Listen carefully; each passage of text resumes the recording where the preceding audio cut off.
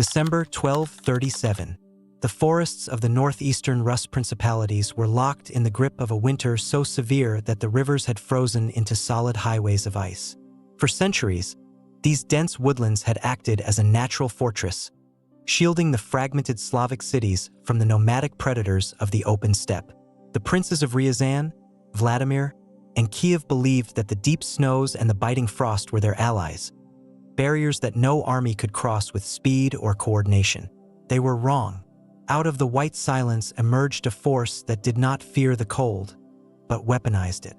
They rode small, sturdy horses that could dig through the snow for grass, and they moved with a synchronization that defied the logistical realities of the medieval world.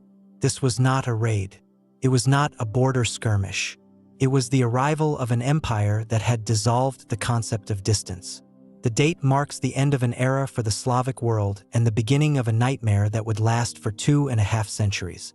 You're watching Empire Unknown, where power leaves footprints. If you value this depth of analysis, subscribing ensures you don't miss the next investigation. The entity that emerged from the frozen mist was the western wing of the Mongol Empire, a military and administrative machine known to history as the Golden Horde. But to understand the sheer magnitude of what happened in that winter, we must strip away the modern romanticism of the barbarian. The force led by Batu Khan, the grandson of Genghis, and his brilliant general Subutai, was the most sophisticated military organization on the planet. They brought with them Chinese siege engineers capable of dismantling stone fortifications, Persian administrators capable of cataloging entire populations, and a cavalry force that operated with the fluid discipline of a single organism. When they arrived at the walls of Ryazan, the princes of Rus were paralyzed by a fatal geopolitical blindness. The Rus were not a unified nation. They were a quarreling family of city-states, bound by blood but divided by ambition. When the envoys of the Horde rode up to the gates, they did not ask for a battle. They asked for a tenth of the wealth, a tenth of the horses, and a tenth of the people. It was a calculation of ownership. The princes of Ryazan refused, uttering the defiant line recorded in the chronicles. "When we are gone, everything will be yours." It was a brave sentiment, but it was a prophecy they did not intend to fulfill so literally. The destruction of Ryazan was absolute. The city was not merely conquered, it was erased.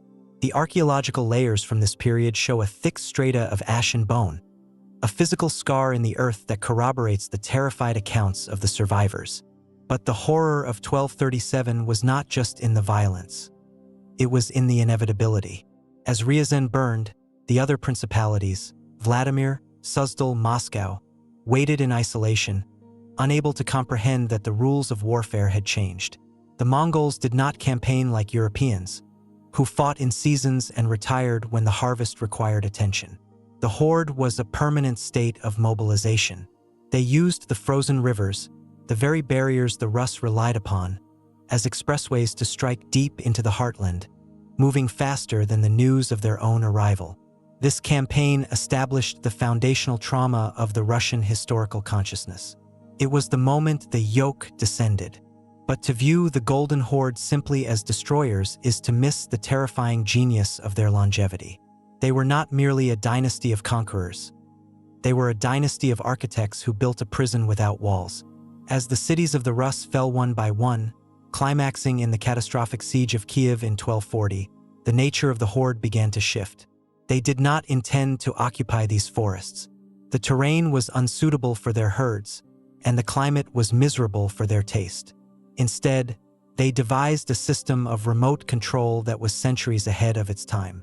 Batu Khan established his capital, Sarai, on the lower Volga, far from the smoking ruins of Kiev and Moscow. Sarai became a metropolis of the steppe, a cosmopolitan hub where Venetian merchants traded with Chinese silk dealers, and where the fate of Russian princes was decided not on the battlefield, but in the waiting room of the Khan. This is where the true power of the Golden Horde lay. It was a dynasty without a throne in the traditional European sense. They did not sit in the castles of their subjects. They forced their subjects to come to them. The psychological dominance established in those first few years was so profound that it rewired the political DNA of the region. The surviving Russian princes were forced to travel to Sarai to receive the Yarlik, a patent of authority. Without this document, a prince was nothing, illegitimate, vulnerable, and targeted. The Khans turned the princes into their own tax collectors, creating a system where the conquered enforced the will of the conqueror. It was a masterclass in administrative efficiency. Why garrison a hostile city with 10,000 troops when you can simply co-opt its leader by promising him power over his rivals? This method of rule created a peculiar silence in the historical record of the Rus for decades. The Pax Mongolica brought a cessation of the petty intercity wars that had plagued the region, but it was the peace of a graveyard. The Golden Horde, or the Ulus of Joki, as they called themselves, became the arbiters of life and death. They introduced the census, a mechanism of total information awareness that allowed them to extract resources with mathematical precision. Every man, every house, and every beast was counted. The data flowed south to the Volga, and the tribute followed. The brilliance of Batu Khan's strategy was his recognition that direct occupation was expensive and dangerous. By remaining on the steppe, the Horde kept their military edge sharp, unburdened by the softening effects of sedentary city life, while still siphoning the agricultural and commercial wealth of the forest zone. They were a parasitic superpower, feeding on the labor of a civilization they deemed inferior, yet protecting that civilization from other threats solely to preserve their revenue stream. As the smoke cleared from the initial invasion of the 1240s, a new reality settled over Eastern Europe. The Golden Horde was not a passing storm. It was a new climate. The Khans held the power to make kings and break cities from a distance of 1,000 miles. They had enslaved a subcontinent not with chains, but with a bureaucracy of fear and a monopoly on violence. The princes of Rus learned quickly that the only way to survive was to look south, to bow low, and to pay the price of existence. However, within this monolithic structure of dominance, the seeds of future complexity were already being sown. The Horde was part of the greater Mongol Empire, theoretically subject to the Great Khan in the east. But the distance was too great, and the ambition of Joki's lineage was too strong. Batu was carving out an empire that would eventually eclipse its parent state in longevity and influence over the West. He was building a state that stood at the crossroads of civilizations, absorbing Islam, Christianity, and Tengriism, creating a cultural amalgam that was as fascinating as it was ruthless. The initial shock of the invasion eventually gave way to a grim routine. The terror of the horsemen on the horizon became a seasonal expectation. The Tatar yoke was heavy, but it was predictable. And in that predictability, the surviving Russian principalities began to adapt. They began to study their masters. They learned the administrative techniques, the diplomatic protocols, and the military tactics of the steppe. In the shadow of the Horde, a new kind of Russian power was slowly, quietly beginning to gestate, one that would eventually adopt the very methods of the Khans to overthrow them. But in the mid-13th century, such a rebellion was unimaginable. The world belonged to the Golden Horde, and the Khans of the Volga were the undisputed masters of the Northern Earth. The silence of the winter of 1237 had been replaced by the thunder of their drums, a sound that would echo for generations. In the spring of 1242, the smoke over Kiev had finally cleared, revealing a geopolitical landscape that had been irrevocably altered. The initial fury of the Mongol expansion had subsided, replaced by a terrifying administrative silence. Batu Khan, the architect of this new world order, pulled his Tumans back to the lower Volga, not in retreat, but to lay the foundation of a state that would dictate the fate of Eastern Europe for 2.5 centuries. The era of the sword was ending. The era of the ledger was beginning. This was no longer a nomadic raid designed for plunder and quick exit. It was the establishment of the Ulus of Joki, a permanent imperial presence that would transform the disparate principalities of Rus into a vassal state of a global empire. The terror of the initial invasion was visceral, but the system that followed was far more insidious. It was a mechanism of control that did not require the Khans to sit on the thrones of Vladimir or Kiev. They realized that true power did not lie in occupying the conquered cities, but in holding the keys to their legitimacy. Batu established his capital, Sarai, on the banks of the Aktuba River. To the Russian chroniclers, this city was a paradox. They had viewed the Mongols as barbarians, a scourge sent by God to punish their sins. Yet here on the steppe rose a metropolis that rivaled, and eventually surpassed, the grandeur of Paris or London of the same era. Sarai was not a collection of felt tents, but a sprawling urban center of clay and brick, featuring running water, heated floors, and a mosaic of artisans drawn from every corner of the known world. It was here, amidst the kills and the bazaars, that the golden Horde truly manifested. It was not just the golden tent of the Khan, but the golden flow of commerce. The Silk Road had been rerouted. The wealth of the East now flowed directly through the Khan's fingers, and the princes of Rus were about to learn that their survival depended entirely on their ability to navigate this new economic reality. The primary instrument of this control was the census. In the years following the conquest, Mongol officials, known as Chiselniki, rode into the shattered towns of the north. They did not come to kill, but to count. For a medieval peasant, the idea of being counted, of being reduced to a unit of taxation in a book held by a foreign emperor thousands of miles away, was a horror almost equal to the violence of war. It signified total ownership. The census determined the tribute, the vikod, a tax paid in silver and furs that would bleed the Russian economy dry for generations. This was the genius of the Mongol system. They did not need to garrison soldiers in every town. They simply needed the data. They turned the Russian princes into their own tax collectors, creating a dynamic where the local rulers were forced to oppress their own people to satisfy the quota of the Khan. It is a complex web of governance that is often oversimplified in standard retellings.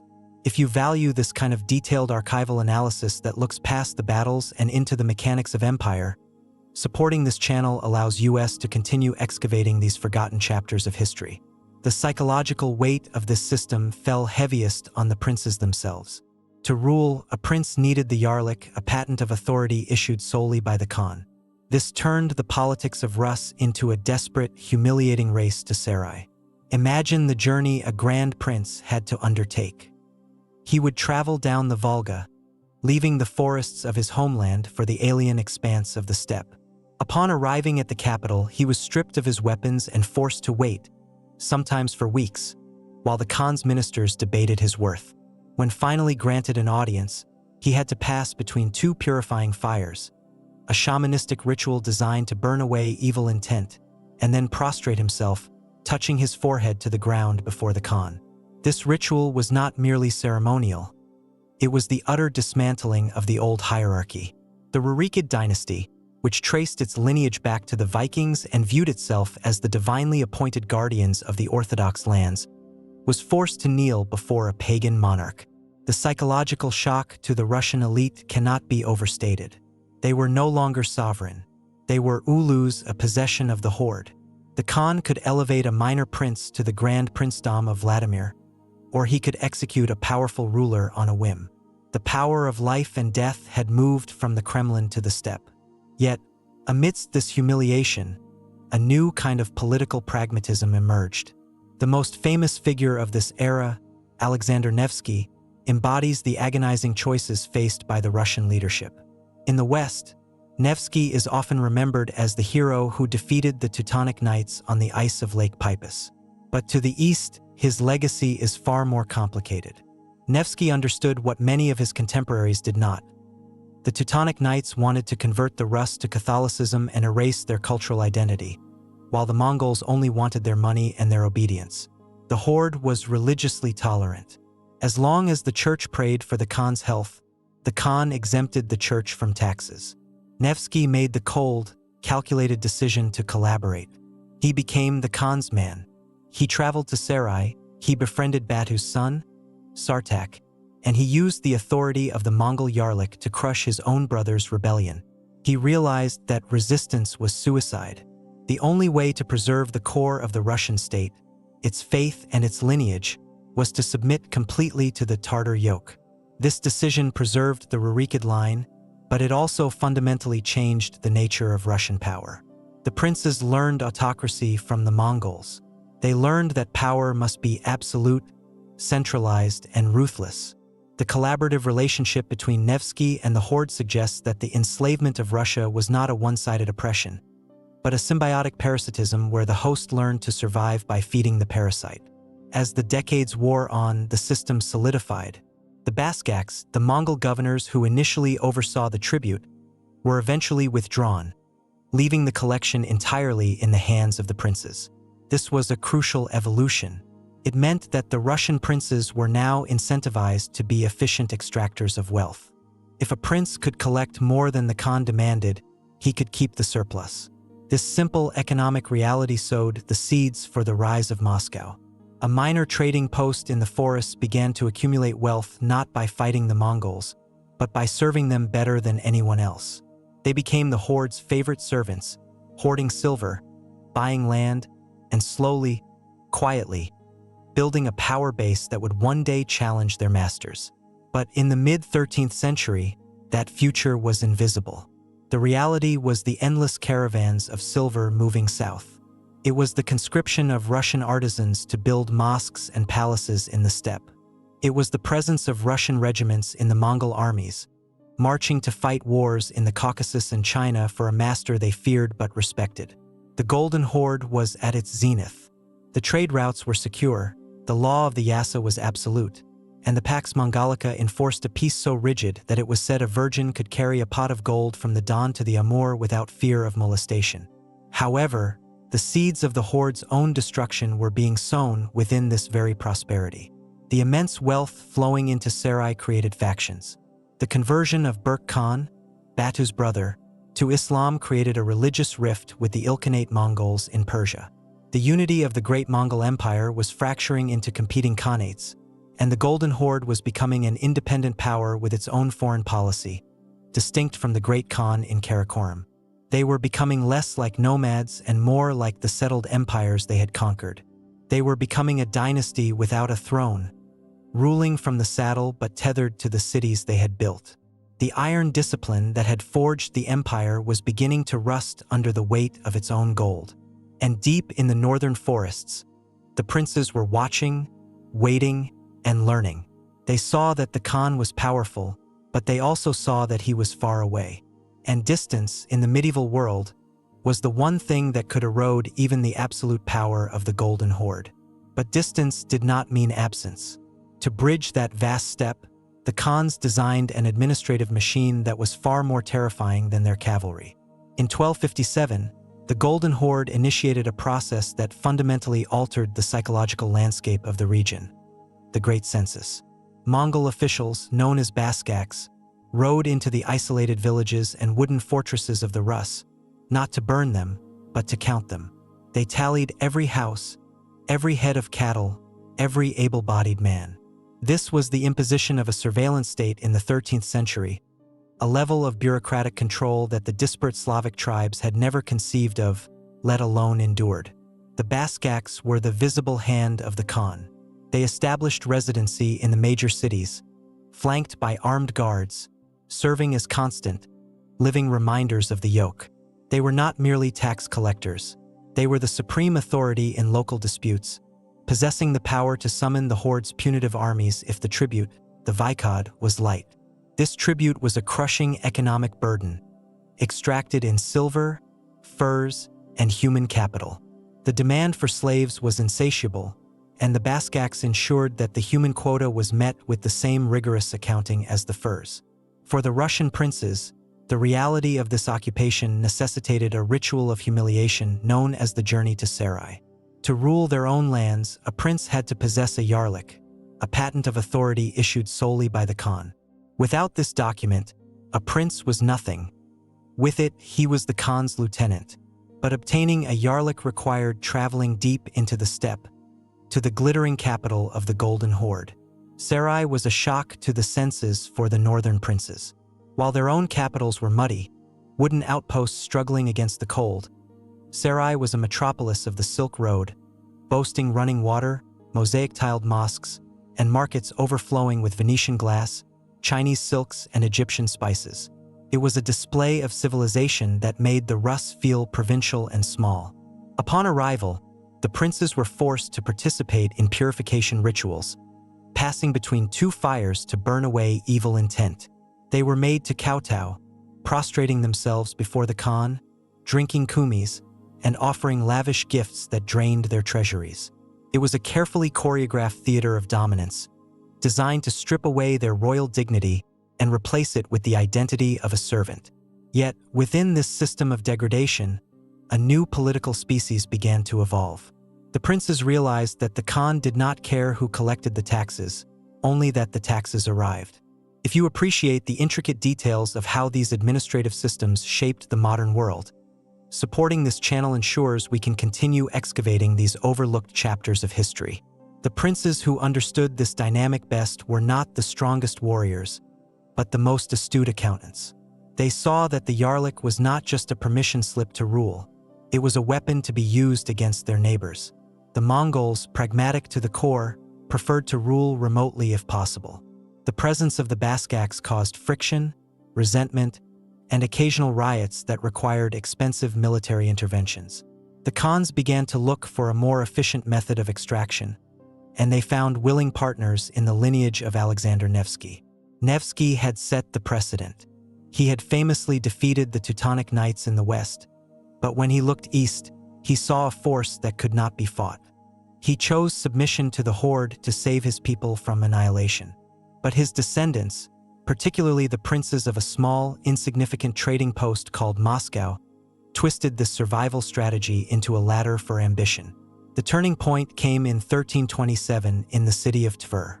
Tver was Moscow's rival, an older, richer, and more prestigious city that vied for the title of Grand Prince.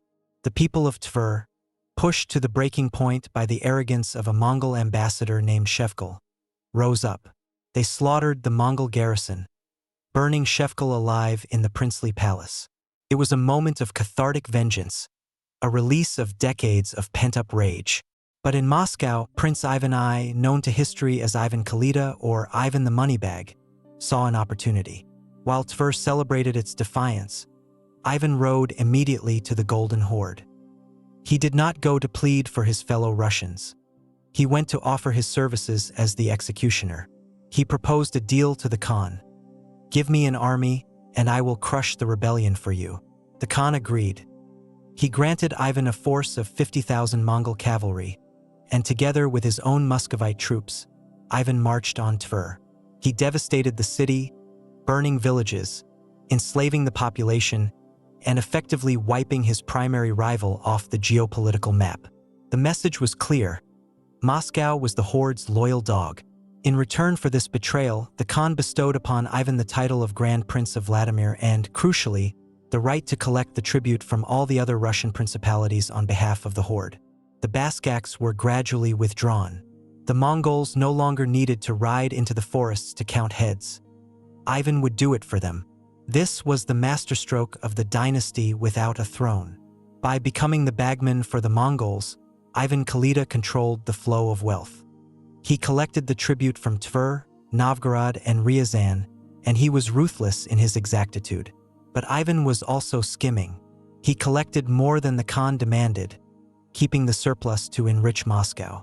He used this stolen Mongol silver to buy land, bribe officials in Sarai, and purchase the loyalty of local boyars. The Tatar yoke had shifted. It was no longer a foreign weight pressing down from the outside. It had been internalized. The Russian princes were now enforcing the slavery of their own people, and Moscow was growing fat on the proceeds. The Khan in Sarai was pleased. The tribute was arriving on time, the rebellions had ceased, and the Rus seemed pacified. He looked at Ivan Kalita and saw a loyal servant, a useful tool who saved the Horde the trouble of direct administration. What the Khan failed to see was that he was feeding a parasite that would eventually grow large enough to strangle the host. By outsourcing the mechanics of empire to Moscow, the Golden Horde was inadvertently training the Muscovites in statecraft. Ivan and his successors learned the Mongol methods of taxation, census-taking, and military organization. They centralized power, crushing the independent nobility just as the Khans had crushed the independent tribes of the steppe. They were building a Mongol-style autocracy in the heart of the Russian forests, shielded by the very authority of the Khan they intended to one day overthrow. The flow of silver into Sarai blinded the Khans to the shifting balance of power. They were becoming addicted to the luxury that the tribute provided, settling into a sedentary life of court intrigue and dynastic squabbling. while the Muscovites were hardening.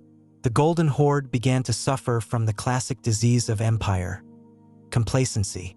They believed the Yarlik was a leash they held, but in the hands of the Muscovite princes, it had become a shield. Under the protection of the Khan's name, Moscow absorbed its neighbors. If a principality refused to submit to Moscow's will, Ivan would simply label them rebels against the Horde, and the Mongol armies would return to punish them, effectively doing Moscow's dirty work.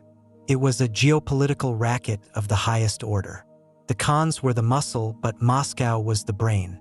As the 14th century wore on, the internal cohesion of the Golden Horde began to fracture. The Great Jam, the period of anarchy where 25 Khans would rise and fall in 20 years, was approaching. And watching from the fortified walls of the Kremlin, the Muscovite princes continued to count the silver, waiting for the moment when the flow of tribute would stop moving south to Sarai and stay in the north, funding an army that would no longer kneel. The era of the obedient servant was nearing its end, and the era of the challenger was about to begin. The silence of the forest was deceptive. It was the silence of a weapon being loaded. The year 1357 marked the definitive fracture point in the timeline of the steppe, a date that historians identify as the beginning of the Magna Turbatio, the Great Troubles. When Yani Beg, the last effective ruler of a unified Golden Horde, died under suspicious circumstances, the monolithic authority of Sarai did not merely fade. It shattered. His son and successor, Berdy Beg, initiated his reign by executing 12 of his own brothers to secure the throne, a brutal calculation that paradoxically doomed the dynasty he sought to protect. By eliminating his rivals, he eliminated the reserve of legitimacy required to hold the empire together. Within 2 years, Berdy Beg himself was assassinated, and the lineage of Batu Khan faced an unprecedented crisis of succession. What followed was a period of geopolitical vertigo that lasted for 2 decades.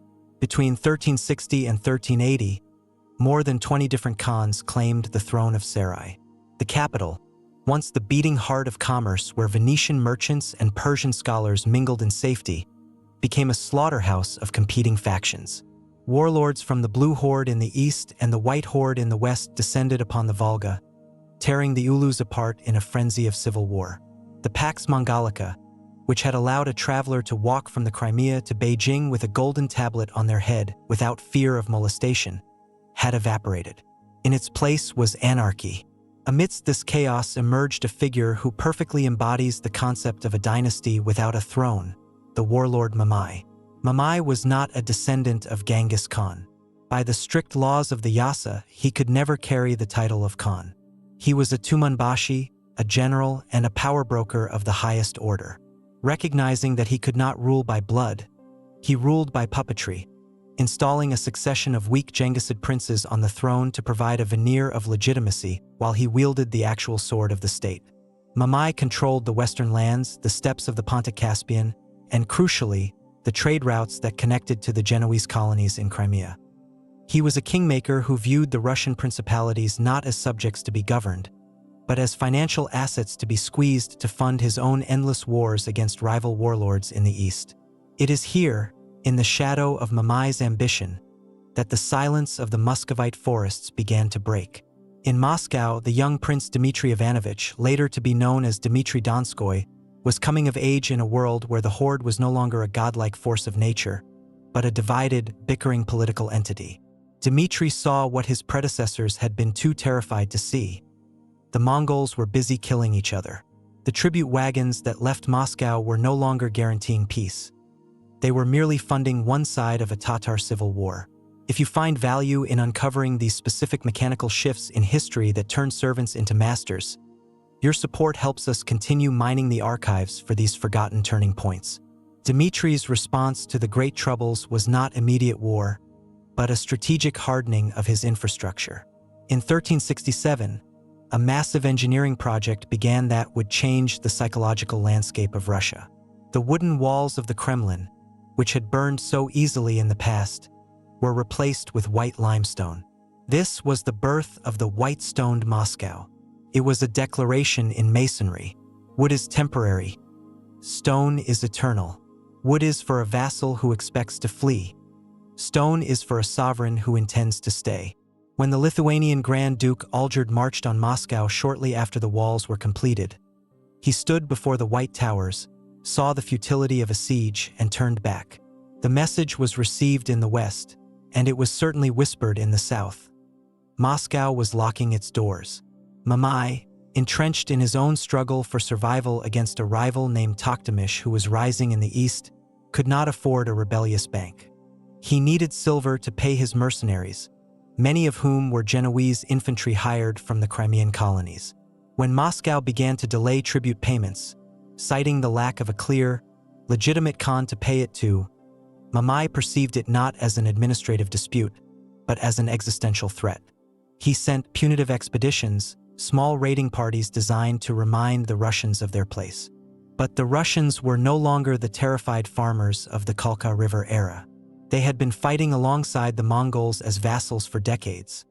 They had learned the compound bow, the feigned retreat, and the heavy cavalry charge. The student had memorized the master's syllabus. The tension finally snapped in 1378 at the Battle of the Voza River. Mamai dispatched a seasoned commander named Bijich with a significant force to burn Ryazan and Moscow, intending to drag Dmitry to Sarai in chains. But Dmitry did not wait behind his new stone walls. He marched south to meet the threat, taking a position on the high ground across the river. This was a profound strategic evolution. Instead of passive defense, the Russians were engaging in active interception. When Bijich's cavalry attempted to cross the Voza, they did not find a disorganized rabble. They found a disciplined Russian army that attacked them from three sides while they were still navigating the ford. The Mongol force, trapped against the water and unable to utilize their mobility, was crushed.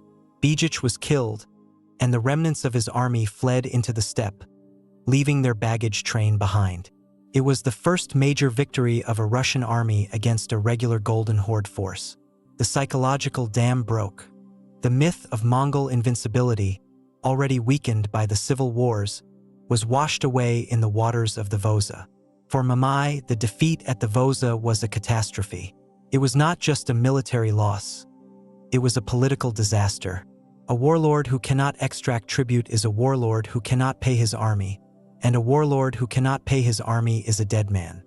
His legitimacy, already fragile because of his non-royal blood, hung by a thread. He knew that if he did not crush Moscow completely, his rivals in the east would smell blood and finish him off. He had to gamble everything on one decisive strike. The winter of 1379 was spent in a frenzy of preparation. Mamai emptied his treasury. He hired every mercenary available between the Volga and the Danube. He enlisted Genoese crossbowmen, Circassian cavalry, and Ossetian infantry. He negotiated alliances with the Lithuanians, promising them a partition of Russia in exchange for their support. This was not a punitive expedition. This was a war of annihilation. Mamai intended to do what Bata Khan had done a century and a half earlier: reset the clock, burn the cities to ash, and install a new generation of obedient governors who would never dare to look at a stone wall again. In Moscow, Dmitry understood the stakes. The victory at the Voza had been a skirmish compared to what was coming. He called upon the principalities of Russia to unite, not as subjects of the Horde, but as defenders of the faith and the land. This was the critical transformation of the narrative. It was no longer a feudal dispute over tax rates. It was a holy war. The Metropolitan of the Orthodox Church gave his blessing, framing the coming conflict as a crusade against the heathen oppressor. Princes who had spent generations plotting against each other, Yaroslavl, Rostov, Belozero, began to rally their Druzina regiments and march toward the gathering point at Kolomna. However, not everyone answered the call. The Prince of Ryazan, terrified of being the first target of Mamai's wrath and skeptical of Moscow's chances, entered into secret negotiations with the Horde. The unity was fragile, stitched together by fear and the sheer force of Dmitry's will. As the snow melted in the spring of 1380, the scouts brought word that the earth was trembling in the south. Mamai was moving. He was bringing a host that stretched from horizon to horizon, a moving city of soldiers, horses, and baggage trains, moving with the slow, grinding inevitability of a glacier. Dmitry made a choice that would define Russian military history. He did not wait at the Oka River, the traditional defensive line. He ordered his army to cross the Don River, moving deep into the wild field, the no man's land that separated the forest from the steppe. By crossing the Don, he was cutting off his own retreat. There would be no running back to the stone walls of the Kremlin. They would fight on the open steppe on the Mongols' own terrain, and they would either win or they would die. The bridges were destroyed behind them. The silence of the forest was gone, replaced by the deafening roar of two civilizations colliding. September 8, 1380. The fog clinging to the confluence of the Don and Nepriadva rivers was so dense that the opposing armies could hear the shifting of armor and the stamping of horses long before they could see the enemy lines. This specific geography was chosen with deliberate calculation. The Russian forces had positioned themselves in a narrow corridor flanked by dense forests and riverbanks, effectively neutralizing the greatest asset of the steppe warriors, their ability to flank and encircle. By crossing the Don and destroying the bridges, Prince Dmitry had removed the psychological crutch of retreat. The tactical reality was absolute. Hold the line or perish on the field. The battle began with a ritualistic duel that has since passed into legend, a collision of champions that served as a microcosm for the slaughter to follow. But the true mechanics of the conflict were far less romantic. As the fog lifted, the full weight of Mamai's Tumans crashed into the Russian center. For hours, the fighting was a grinding attrition, a chaotic crush of spears and shields where individual skill mattered less than the sheer endurance of the formation. The Mongols, realizing the center would not break easily, directed their fury toward the left regiment. This was the weak point in the Russian line, and under the relentless hammering of the Horde's heavy cavalry, it began to buckle. The Russian soldiers were pushed back, step by bloody step, toward the river, their cohesion disintegrating under the pressure. To Mamai, watching from a high vantage point, the victory seemed inevitable. He was witnessing the familiar collapse of a sedentary army against the superior mobility of the steppe. But Mamai was fighting a war from the previous century. He had failed to account for the evolution of Russian strategy. Hidden within the dense green oak forest on the flank, a reserve regiment commanded by Prince Vladimir the Bold and the seasoned strategist Bobrock-Volinsky had been waiting in agonizing silence. They watched their countrymen dying, the lines breaking, the Mongols extending themselves recklessly in pursuit of the routing left regiment. This required a discipline harder than fighting, the discipline of restraint. Only when the Mongol cavalry had fully committed, exposing their own flank and rear to the forest edge, did the trap spring. The ambush was catastrophic for the Horde. Fresh heavy cavalry thundered out of the treeline, smashing into the exposed rear of the Mongol forces. The psychological impact was immediate. The Golden Horde, accustomed to being the ones who dictated the flow of battle, suddenly found themselves surrounded and panicked. The hunter became the prey. The Mongol formation shattered, and the retreat turned into a rout. Mamai, seeing his army dissolve, did not wait for the end.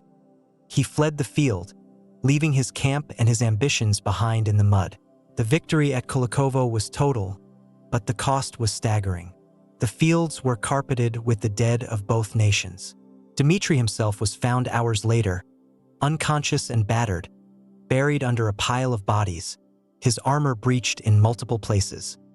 He had fought as a common soldier, bleeding with his men to forge a new identity for Rus. If you value the detailed reconstruction of these pivotal moments that define the medieval world, supporting this archive allows us to continue bringing these forgotten battles into the light. The significance of Kulikovo went beyond the body count. For the first time, a coalition of Russian princes had defeated the main army of the Golden Horde in a pitched battle. The myth of Mongol invincibility, which had held the psyche of the region in a vice grip for 140 years, was irrevocably shattered. They had proven that the Tartars were men, not demons, and that they could bleed. However, history rarely moves in a straight line. While Kulikovo was a moral victory, it was not the end of the yoke. The Golden Horde was fracturing, but it was not dead. In the east, a new and far more dangerous figure was rising. Toktamish, a legitimate descendant of Genghis Khan, had been consolidating power with the backing of Tamerlane. Unlike the usurper Mamai, Toktamish held the blood right of the golden lineage. Upon hearing of Mamai's defeat, Toktamish did not mourn. He capitalized. He intercepted the fleeing Mamai, finished him off, and unified the Horde under a single, revitalized banner. Toktamish could not allow the Russian victory to stand. The entire tribute system relied on the projection of absolute power. If Moscow could defy the Khan and live, the empire would dissolve. In 1382, just 2 years after the triumph at Kulikovo, Toktamish launched a campaign of vengeance. But this was not a campaign of open battle.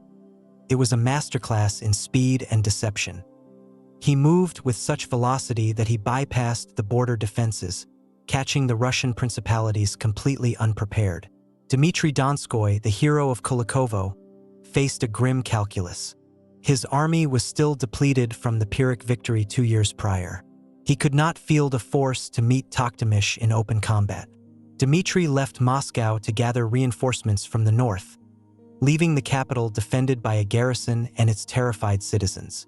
The mood in Moscow shifted from the euphoria of liberation to the cold dread of a siege. The metropolitan bishop fled, taking the church treasury with him, leaving the populace feeling abandoned by both their prince and their god. For 3 days, the citizens of Moscow held the white stone walls of the Kremlin. They used every weapon available, including primitive cannons, one of the first recorded uses of firearms in Russian history.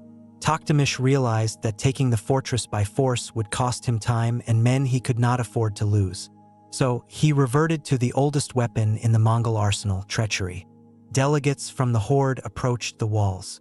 They were accompanied by Russian princes from rival cities who had sided with the Khan, lending a veneer of legitimacy to their lies. They shouted up to the defenders, swearing on their honor that the Khan did not wish to destroy the city.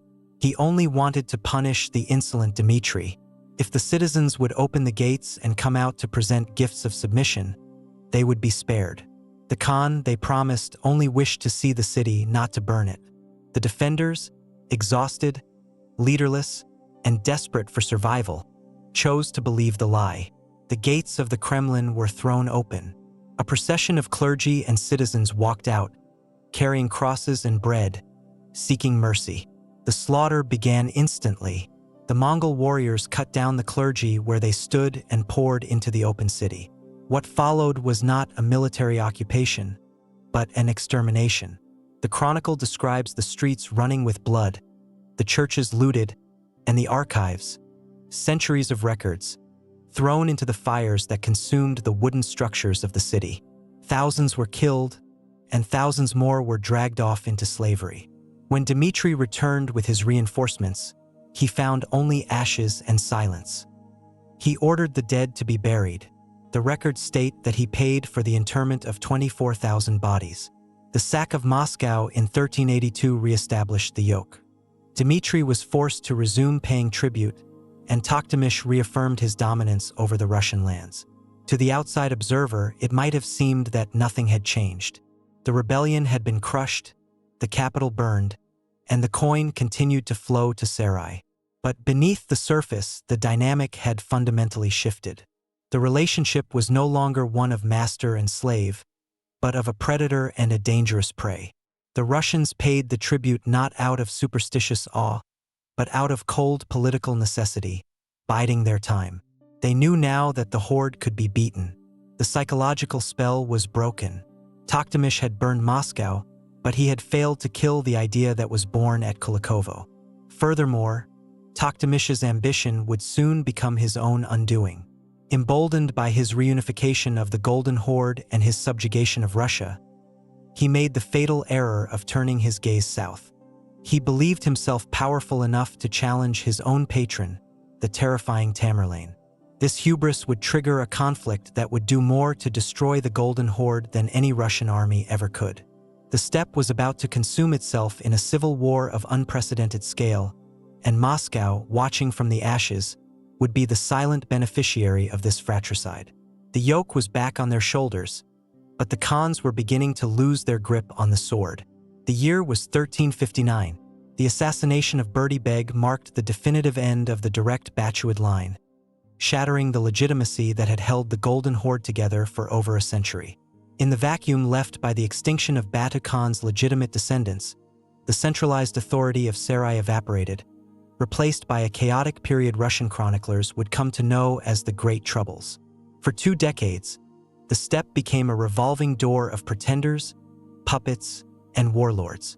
More than 20 Khans ascended the throne in roughly as many years, many ruling for mere months before being poisoned, strangled, or deposed by the next opportunist with a sharp blade and a tenuous claim to Genghis's bloodline. This was no longer an empire. It was a bleeding carcass, and the vultures were circling from within. The unity that had terrified Europe was gone, replaced by a fractured landscape of rival emirs carving out personal fiefdoms.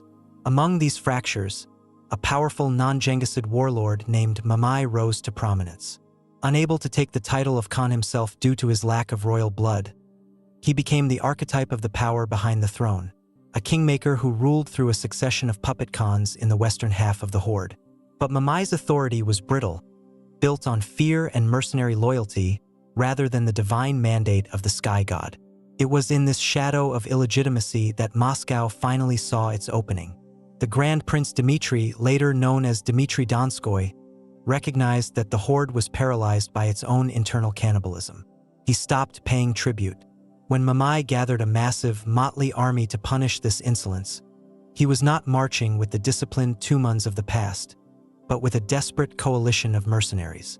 The resulting clash at the Battle of Kulikovo in 1380 was a psychological earthquake.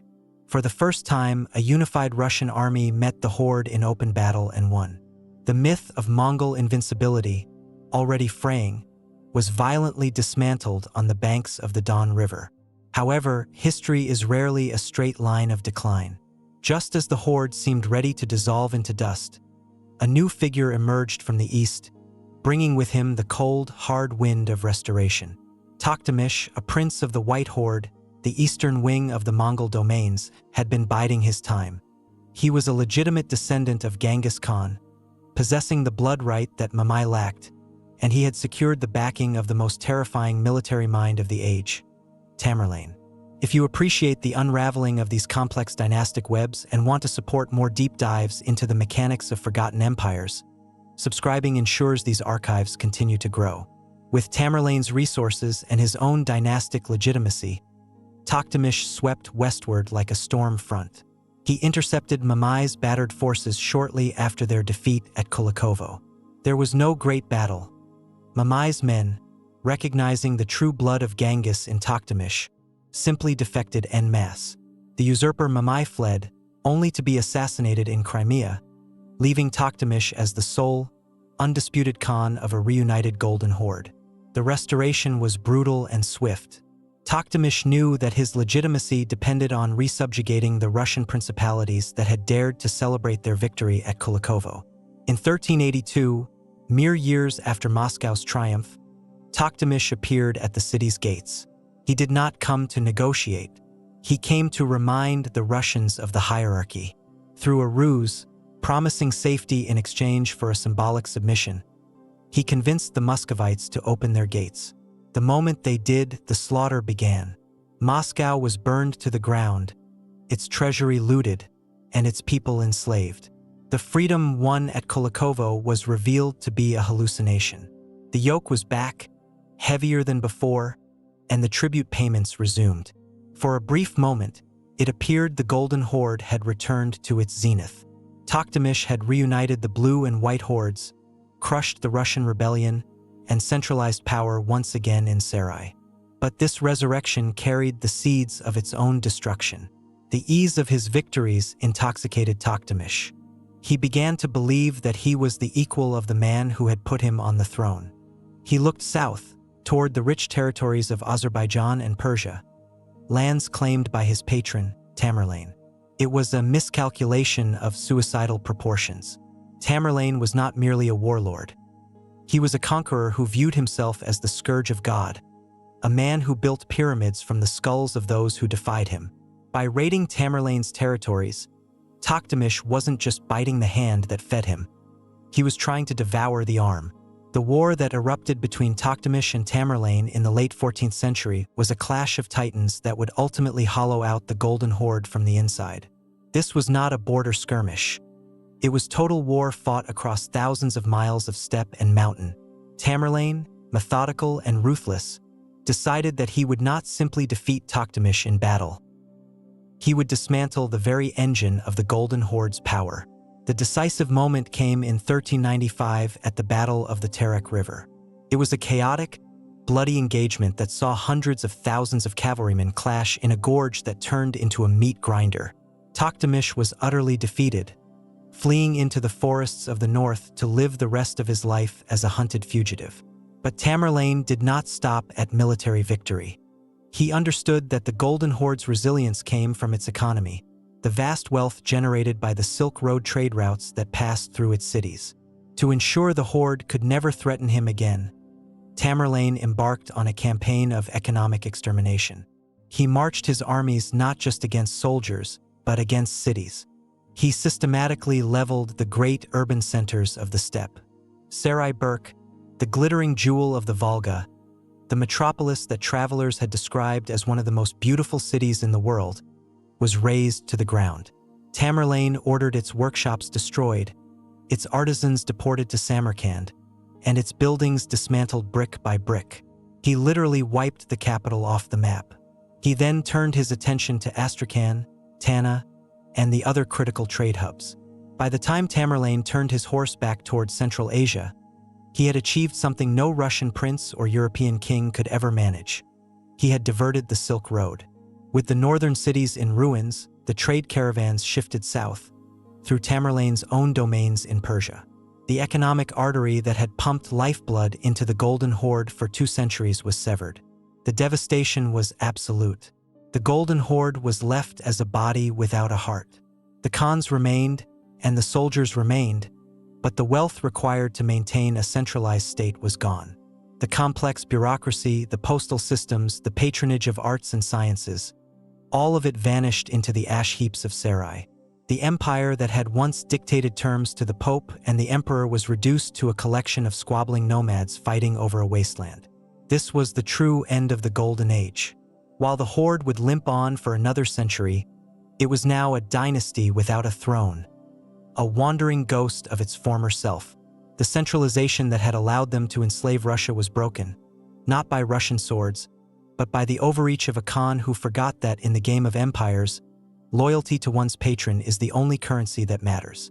In the north, the princes of Moscow watched the smoke rise from the south.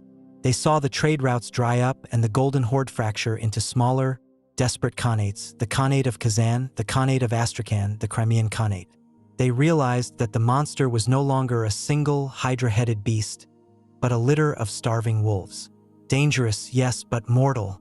And as the 15th century dawned, Moscow began to consolidate its strength, preparing for the final act of defiance that would end the yoke forever. The balance of power had fundamentally shifted. The steppe had consumed itself, and the forest was ready to reclaim its own. By the mid-15th century, the geopolitical map of the Eurasian steppe had fractured beyond repair. The monolithic entity known as the Golden Horde, which had once dictated the fate of princes from the Danube to the Irtysh, ceased to exist as a unified sovereign power. In its place stood a volatile constellation of rival khanates: Kazan in the north, Astrakhan at the Volga Delta, Crimea on the Black Sea, and the Siberian Khanate to the east. What remained of the central authority was now simply called the Great Horde, a rump state clinging to the legitimacy of the Genghisid line but lacking the terrifying cohesion of Batu's era. This fragmentation was not merely a political inconvenience for the Tatars. It was the mathematical variable that Moscow had been waiting for. The dissolution of the Horde transformed the relationship between master and subject into a complex web of diplomacy. Moscow was no longer a terrified tributary but a rising regional power capable of playing one khanate against another. The man who would master this dangerous game was Ivan III, later known as Ivan the Great. He was not an impulsive warrior seeking glory on the battlefield, but a cold, calculating statesman who understood that the era of Mongol dominance was ending not because of Russian steel, but because of Tatar disunity. Ivan perceived that the Great Horde, led by Khan Ahmed, was desperate. Ahmed needed the tribute of the Rus lands not just for luxury, but for survival to fund his wars against the breakaway Crimean Khanate. Ivan stopped paying. It was not a sudden declaration of war, but a gradual, silent cessation of transfers.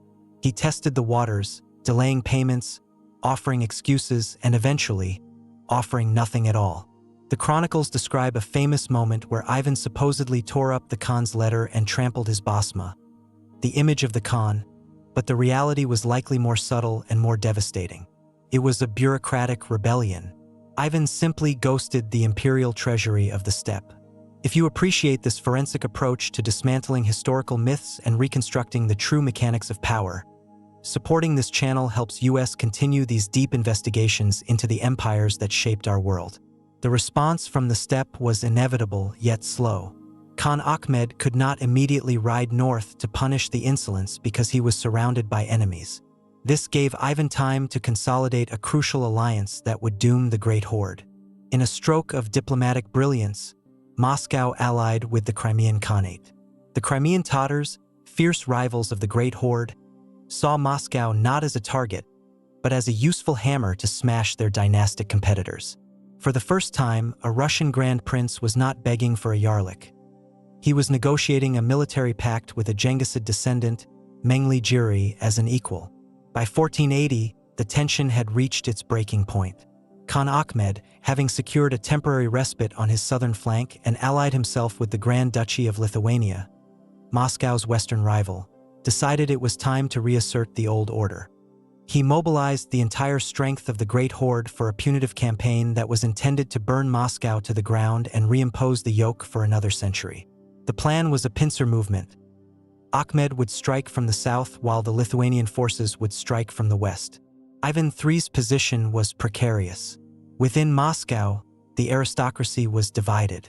Many boyars, remembering the terror of Tokhtamysh's sack of the city a century prior, urged the prince to pay the tribute, to buy peace, to submit. They argued that the horde was invincible, that resistance was suicide. Even Ivan's own brothers were in revolt, dissatisfied with his centralization of power. But Ivan had a different kind of resolve. He sent his family to safety but remained in the field, moving his armies to the banks of the Ugra River, the border between Muscovite territory and the Lithuanian lands where Ahmed hoped to link up with his allies. October 1480, the armies arrived at the Ugra. This event, known to history as the Great Stand on the Ugra River, defies the traditional cinematic expectation of a climactic bloodbath. There was no charge of heavy cavalry, no storm of arrows darkening the sun in a single afternoon of slaughter. Instead, it was a masterclass in strategic positioning and logistics. The Russian forces held the fords and the northern bank, armed with firearms and supported by artillery, technologies the horde had failed to adopt at scale. For days, Ahmed's forces attempted to force a crossing, but were repelled by Muscovite harquebus fire and arrows. The standoff turned into a waiting game. Ahmed was banking on the arrival of the Lithuanian army to flank the Russians. But the Lithuanians never came.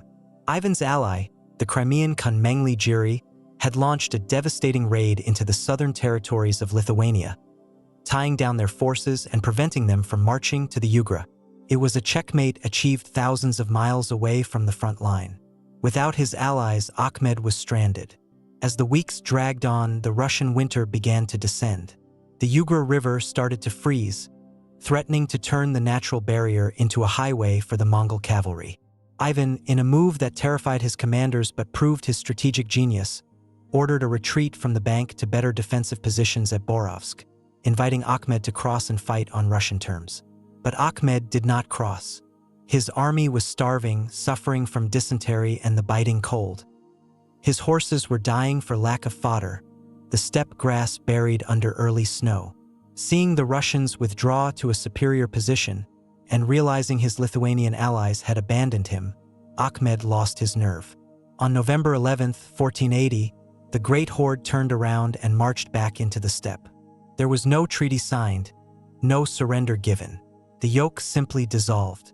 The retreat of Ahmed Khan marked the end of 2.5 centuries of Mongol dominance over Russia. It was an anticlimactic end to a regime of terror, proving that the power of the horde had long been a hollow shell, sustained only by the fear it inspired and the disunity of its subjects. The aftermath was rapid and brutal for the Khan. Ahmed did not survive his failure. Upon returning to the steppe, his weakened army was ambushed by the Sibir Khanate and the Nogai Horde, rival Tatar factions who smelled blood in the water. Ahmed was killed in his tent, not by a Russian prince but by his own kin. His death signaled the final disintegration of the Great Horde. The entity that had once been the Golden Horde was now dead, its body devoured by the smaller khanates it had spawned. Moscow, meanwhile, emerged from the Ugra not just as an independent state, but as the successor to the geopolitical weight of the region. Ivan III began to style himself as Tsar, a title derived from Caesar, signaling that Moscow was the third Rome, the spiritual and political successor to Byzantium. But practically, he was also the successor to the Khan. He began to absorb the administrative techniques of the Mongols, turning their systems of taxation, post, and military organization into the engines of the Russian autocracy. Yet, the danger was not entirely gone. While the Great Horde was destroyed, the Khanate of Crimea remained. Once an ally of convenience, Crimea would soon realize that by helping destroy the Great Horde, they had unleashed a far more dangerous predator in the north. The dynasties without thrones had shifted. The Genghisid line was fracturing into irrelevance, while the Rurikid line, hardened by centuries of servitude and survival, was ascending. The steppe had lost its unity, and the forest had learned how to fight. The dynamic of predator and prey had inverted, setting the stage for the final bloody expansion of Russia into the heart of Asia. October 1552, 150,000 Russian soldiers stood entrenched around the white limestone walls of Kazan. This was no longer a punitive expedition or a border skirmish. It was a methodical siege engineered by Ivan IV, the first ruler to officially crown himself Tsar. The geography of power had solidified into a single, undeniable point of friction. Inside the walls lay the Khanate of Kazan, one of the last great fragments of the Golden Horde, a city that had dictated terms to Moscow for generations. Outside stood a new military machine, modernized with European artillery and sappers, yet driven by a vengeance that was centuries in the making.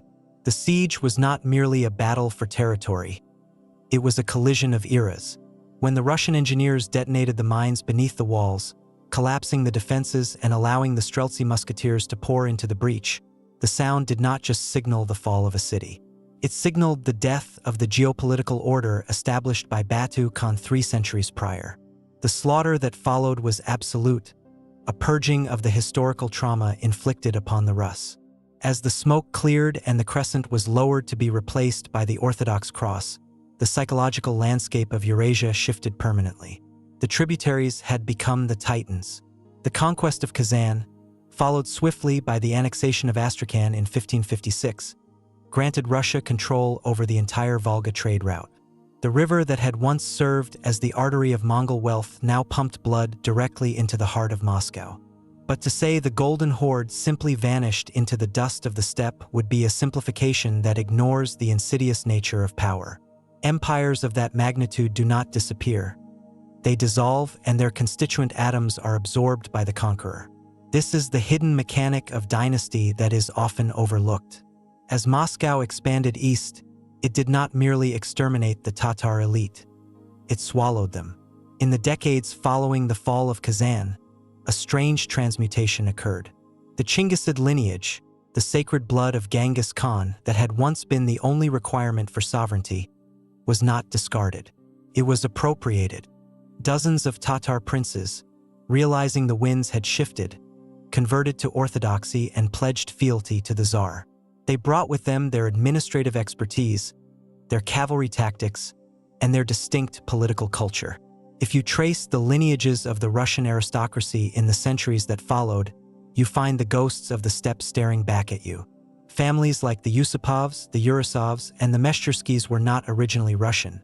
They were the descendants of the Horde, seamlessly integrated into the fabric of the Russian Empire.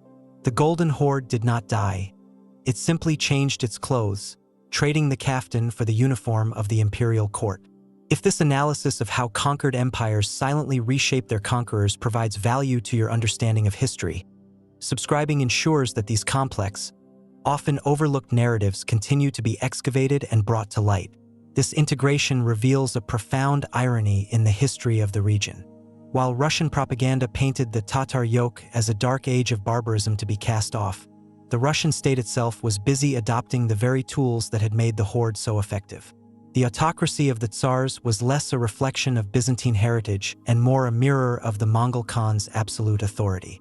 The rigorous census-taking, the universal taxation, the centralized postal system known as the YAM, these were not European innovations. They were Mongol technologies of control, preserved and perfected by the Tsars. Moscow had defeated the Khan, but in doing so, the Tsar became the Khan in all but name. To the people of the steppe, the White Tsar in Moscow was now the legitimate successor to the Golden Horde, the new apex predator who demanded the same tribute and the same submission. However, one fragment of the Horde refused to be absorbed or silenced. To the south, protected by the narrow isthmus of Perekop, lay the Crimean Khanate. Unlike Kazan or Astrakhan, Crimea remained a lethal thorn in Russia's side, a vassal of the Ottoman Empire that kept the old ways of the raid alive well into the modern era.